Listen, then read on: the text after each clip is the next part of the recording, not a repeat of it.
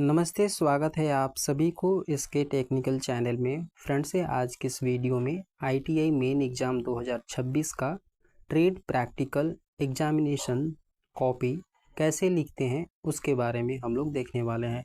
बहुत सारे कैंडिडेट गलत तरीके से कॉपी लिखते हैं जिसके कारण उनका मार्क्स जो है अच्छा नहीं आ पाता है। ठीक है, तो स्टेप बाय स्टेप कैसे कॉपी को लिखना है आज के इस वीडियो में हम लोग देखने वाले हैं। फ्रेंड्स, आप सभी यहाँ पे देख पा रहे होंगे ये जो क्वेश्चंस पेपर है डीजीटी की तरफ से जो जारी किया गया था, ठीक है, उसके आधार पे हम आपको बता रहे हैं। तो ये फीटर ट्रेड प्रैक्टिकल है, यानी कि फीटर का कैसे कॉपी लिखेंगे एग्ज़ाम में उसके बारे में। वीडियो को अंत तक ज़रूर देखिएगा, तभी आपके समझ में आएगा। तो सबसे पहले आप यहाँ पर देखेंगे तो आपको ध्यान देना है कि आपका जो ट्रेड प्रैक्टिकल का एग्ज़ाम होगा वो 8 घंटे का होगा और 8 घंटे में सभी क्वेश्चंस और उसकी जो जॉब है वो प्रिपेयर कर लेना है। ठीक है, तो सबसे पहला क्वेश्चंस में आपको बताया गया है कि write down the list of tools equipments and equipments required perform the practical, यानी कि जो आप प्रैक्टिकल बनाएंगे उसमें कौन कौन सा टूल्स का आप यूज़ करेंगे उसके बारे में लिखना है, कौन सा इंस्ट्रूमेंट्स का यूज़ करेंगे और कौन सा इक्विपमेंट्स का यूज़ करेंगे। तो वो सारी चीज़ें आपको लिखना है और इसमें आपको जो है 5 मार्क्स मिलेंगे। ठीक है, तो चलिए फर्स्ट क्वेश्चंस का आंसर हम लोग यहाँ पे देते हैं।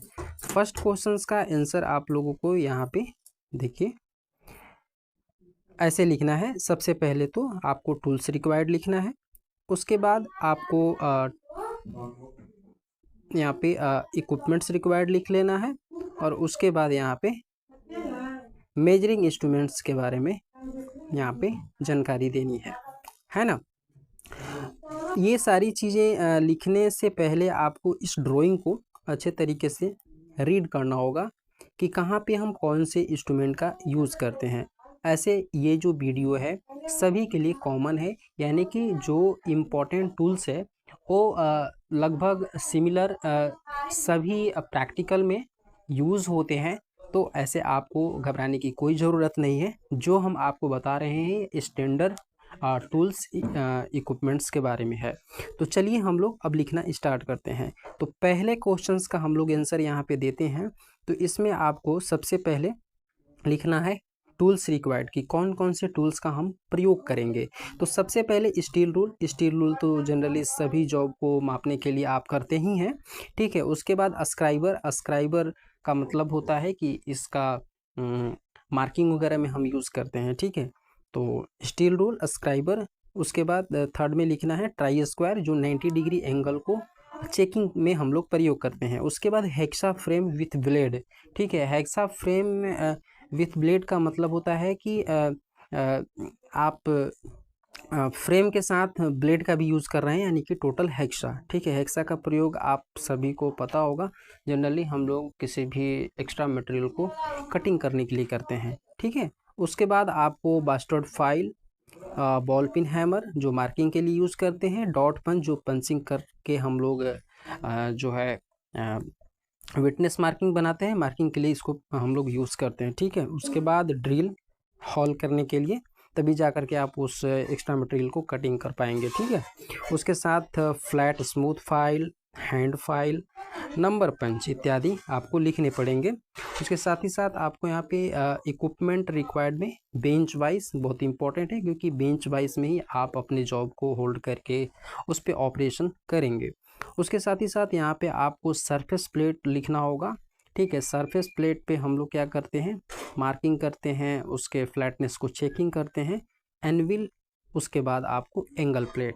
तो ये सारी चीज़ें सीक्वेंस वाइज आपको लिखनी है। सबसे पहले आप टूल्स रिक्वायर्ड लिखेंगे, उसके बाद आप इक्विपमेंट्स रिक्वायर्ड लिखेंगे और उसके बाद प्रिसीजन मेजरिंग इंस्ट्रूमेंट का आप प्रयोग कर रहे हैं तो उसकी जानकारी यहाँ पे देना है। जनरली बर्नियर हाइट गेज तो आप सभी प्रयोग करेंगे ही मार्किंग के लिए, और बर्नियर कैलिपर। तो ये आप लोगों को दो चीज़ें यहाँ पे प्रिसीजन मेजरिंग इंस्ट्रूमेंट पे लिखना है। अब दूसरा जो आपका प्रश्न है, दूसरा प्रश्न में आपको यहाँ पे पूछा गया है कि write down the job sequence of operation to perform the practical along with the safety related information.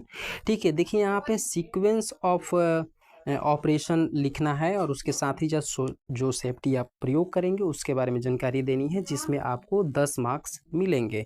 तो चलिए सीक्वेंस ऑफ ऑपरेशन के बारे में हम यहाँ पे देखते हैं। तो सीक्वेंस ऑफ ऑपरेशन में आपको सबसे पहले तो मेजरिंग करना होगा, मेजरिंग के बाद आपको हेक्सॉइंग लिखना होगा, उसके बाद फाइलिंग करेंगे, उसके बाद चेकिंग करेंगे, फिर मार्किंग मीडिया लगाएंगे, उसके बाद मार्किंग करेंगे, मार्किंग के बाद आप पंचिंग का प्रयोग करेंगे, पंचिंग के बाद आप रॉ मटेरियल कटिंग करेंगे, उसके साथ ही साथ आप फाइलिंग करते हुए क्या करेंगे, फिटिंग करेंगे और फिनिशिंग करके फिर नंबर पंच के द्वारा जो है उसको अपना रोल नंबर पंच करके सबमिट करेंगे। ठीक है, ये आपका सीक्वेंस ऑफ ऑपरेशन हो गया। अब लास्ट में प्रोसीजर लिखा जाता है कि आप जॉब किस प्रकार से बनाए हैं, उसकी क्या प्रोसीजर है। ठीक है, तो प्रोसीजर में सबसे पहले आपको लिखना है कि ड्राइंग के अनुसार MS फ्लैट यानी कि माइल्ड स्टील फ्लैट को 2 भागों A और B में काटा। ठीक है, क्या A और B में यहाँ पे काटा।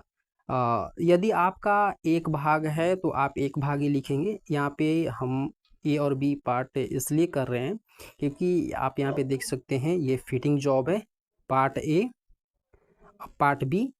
ठीक है, आप यहाँ पे लिख सकते हैं पार्ट 1 और पार्ट 2। ठीक है, क्वेश्चंस पेपर के अकॉर्डिंग आपको यहाँ पे लिखना है।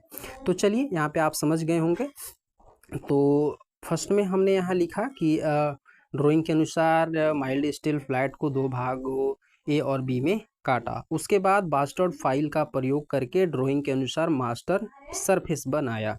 ठीक है, उसके बाद मार्किंग मीडिया का प्रयोग करके ड्राइंग के अनुसार मार्किंग किया।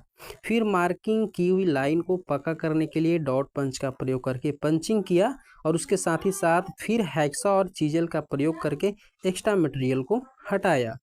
ठीक है, बास्टर्ड फाइल का उसके बाद स्क्वायर फाइल और हैंड फाइल के फाइलिंग करते करते दोनों पार्टों को A और B के साथ जो है फिटिंग किया और फिर स्मूथ और डेड स्मूथ फाइल का उपयोग करके फिनिशिंग किया। इस तरह से आपको सारी चीज़ें लिखना है।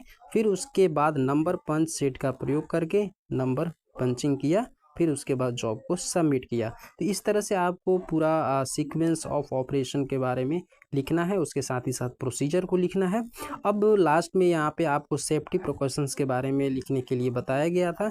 तो सेफ्टी प्रिकॉशंस में आप यहाँ पे देख सकते हैं, तो क्लियर लिखना है कि बिना हैंडल का फाइल प्रयोग नहीं करना चाहिए, हेक्सोइंग करते समय सही कूलेंट का प्रयोग करना चाहिए और बर्नियर हाइट गेज को गिरने से बचाना चाहिए। तो फ्रेंड्स, इस तरह से यदि आप कॉपी लिखते हैं तो आपको 100% जो है रिटेन जो एग्जामिनेशंस के मार्क्स हैं वो मिलेंगे। और उसके साथ ही साथ यदि आप प्रैक्टिकल अच्छे तरीके से बनाते हैं तो आपको फुल मार्क्स मिलने की चांस है। उम्मीद है आप लोगों को ये सारी चीज़ समझ में आ गई होंगी। यदि कोई डाउट है तो कमेंट में ज़रूर लिखिएगा। मिलते हैं अगली वीडियो में नई इन्फॉर्मेशन के साथ, तब तक के लिए नमस्कार।